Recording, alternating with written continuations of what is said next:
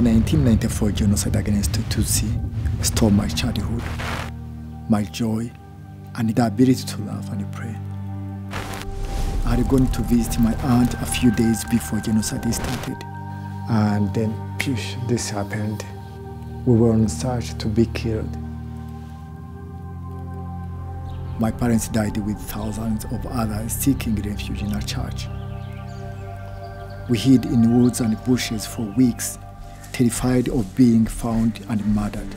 We had to constantly keep moving, learning for our lives. I was hungry, living off of one meal a day.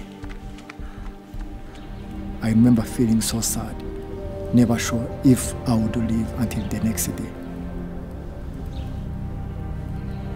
Just imagine staying here and just behind your house, there is a line of dead bodies.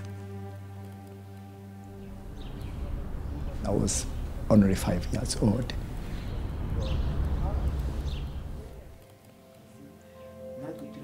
I remember my father being a godly man. Each morning we would pray together. We often sang worship songs as a family. And I want to be like him when I grow up.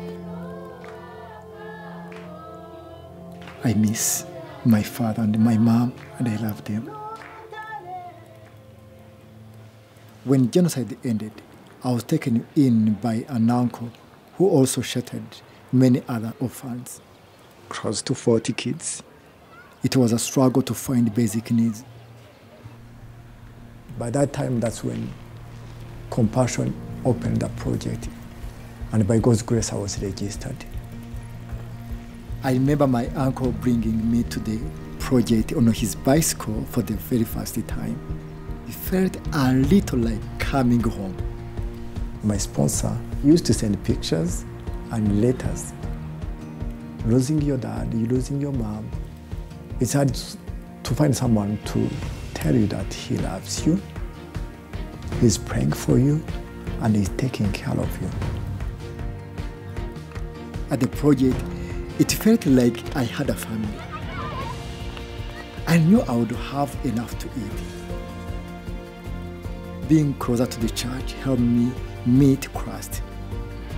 He wiped all my tears and gave me hope as a living father. The church taught me how to forgive. The project helped me pay for education all the way through university.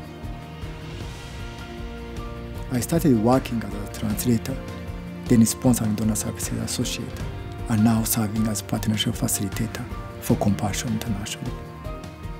With other few Compassion alumni, we started the Compassion Alumni Ministry. And now 10 years later, we have over 10,000 active participants who graduated from Compassion programs. I proudly serve as a leader. Our main purpose is to create a movement of impact for children living in poverty in Rwanda. We even sponsor some children here in Rwanda. I now serve my church as a children's ministry pastor. I love mentoring children in their faith and watching them grow in Christ. I remember my father's legacy, a man who loved Jesus and demonstrated generosity to all he encountered.